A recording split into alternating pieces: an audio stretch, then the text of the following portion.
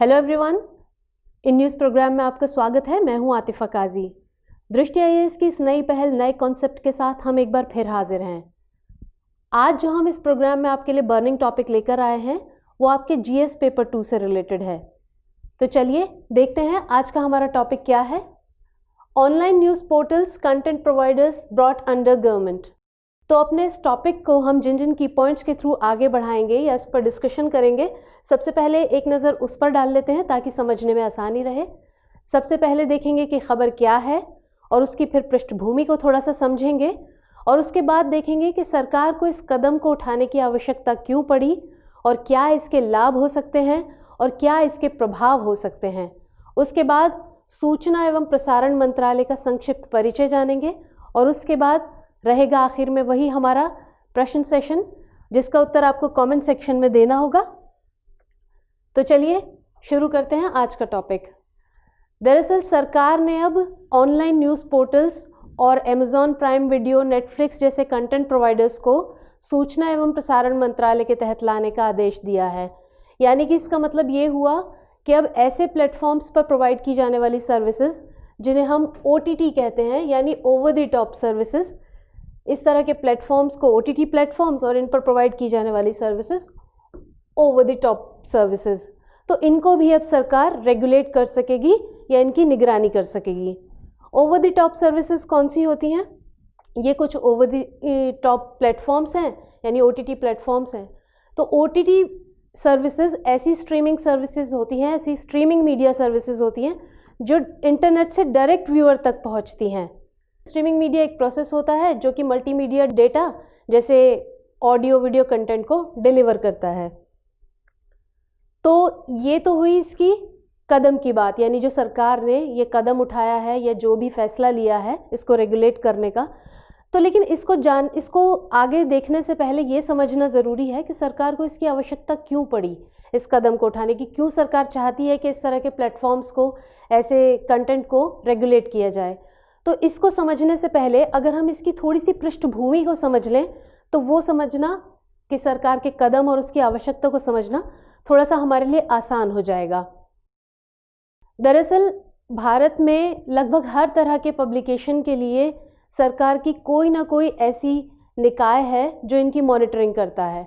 जैसे कि अगर बात करें प्रिंट मीडिया की तो उसके लिए प्रेस काउंसिल ऑफ इंडिया है, और अगर न्यूज़ चैनल्स की बात करें तो उनके लिए न्यूज़ ब्रॉडकास्टिंग एसोसिएशन है, और अगर एडवर्टाइजमेंट्स की बात करें तो उनके लिए advertising standards council of India है।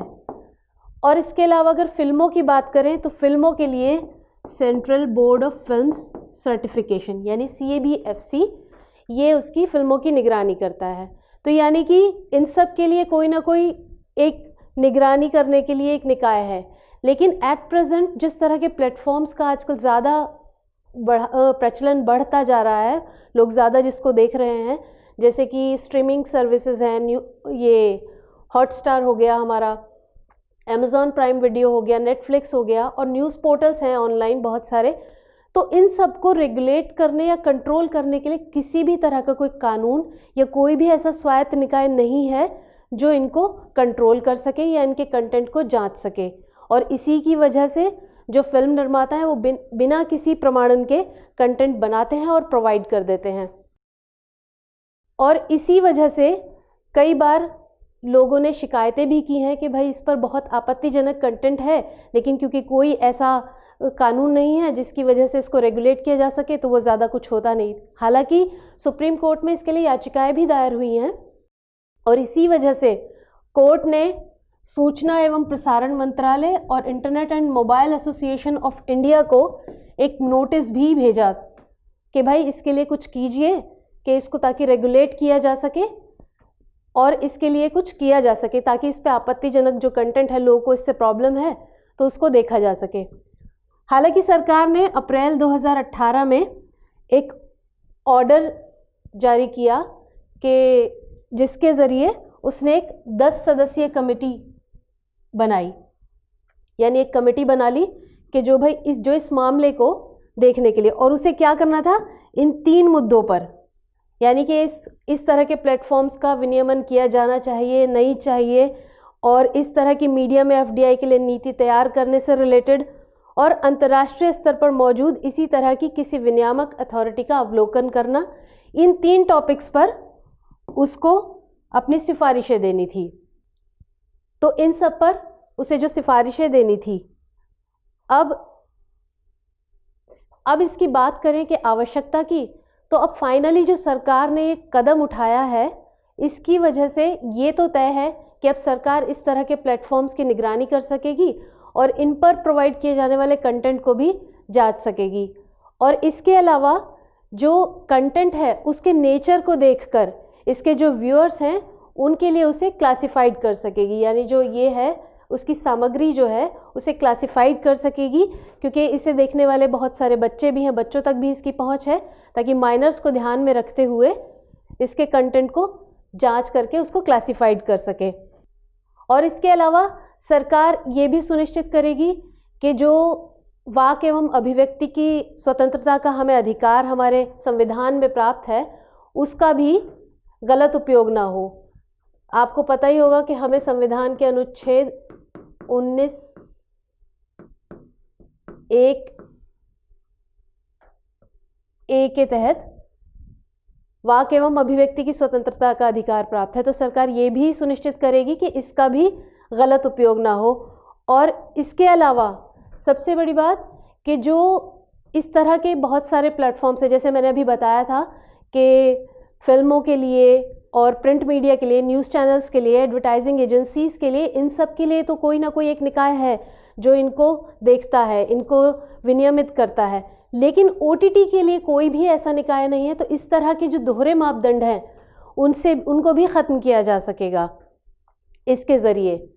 अब इसके लाभ की बात करें तो इसके लाभ में सबसे पहला तो यही है कि सरकार जो है जब इस कंटेंट की निगरानी कर सकेगी, यही सबसे बड़ी बात है, ताकि इससे बहुत सारे जो लोगों की शिकायतें हैं आपत्तिजनक कंटेंट वगैरह की, वो सारी सॉल्व हो सकेंगी और लोगों को एक साफ़ सुथरा कंटेंट मिलने में मदद हो सकेगी। और दूसरा, और लोग भी इसके लिए अपने जो कंटेंट उनको मिल रहा है उसको लेकर जागरूक रहेंगे कि अब कोई ना कोई एक ऐसा निकाय है कि जो आपत्तिजनक कंटेंट की शिकायत किए जाने पर उसको देख सकता है, उसको रेगुलेट कर सकता है। तो इसलिए ये इसके कुछ लाभ हैं। इसके अलावा एडजस्टेड ग्रॉस रेवेन्यू, जो कि एंटरटेनमेंट सेक्टर के लिए जो उसकी दर होती है वो अलग अलग नहीं हो सकेगी इससे, और इससे एजीआर में यानी एडजस्टेड ग्रॉस रेवेन्यू में भी बढ़ोतरी होगी। अब इसके प्रभावों की बात करें तो सबसे पहला तो जैसे अभी बताया कि जो दोहरे मापदंड हैं अलग अलग प्लेटफॉर्म्स को रेगुलेट करने के लिए, वो सबसे पहले ख़त्म हो जाएंगे, यानी सभी एक तरह के दिशा निर्देशों का, एक तरह के नियमों का पालन करेंगे, सभी के लिए समान कानून होंगे, सब तरह के प्लेटफॉर्म्स के लिए। जैसे बताया कि बाकियों के लिए अलग थे और अब ओटीटीज़ के लिए अलग थे, तो अब सबके लिए समान हो जाएंगे।